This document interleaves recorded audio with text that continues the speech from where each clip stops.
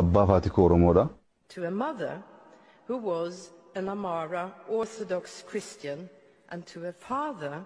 who was an Oromo Muslim, walked several different paths. You were Alaan Jimmaa naash tibbaji ani Jimmaa garuu alaan Jimmaa sharmuuta dhaaraa haadha keetii nootu siin jedhe naash tibbaji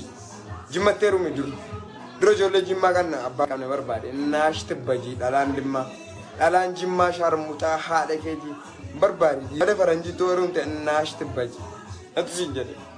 nama dhibba ja'aa fi 81 sharmuuta haadha keetii dhalaan Jimmaa maaliif Abbar getterum tinna haada ke jole jimma bicha barbadi terum kanan bod gandi bira sin fayyad gandi bira kuma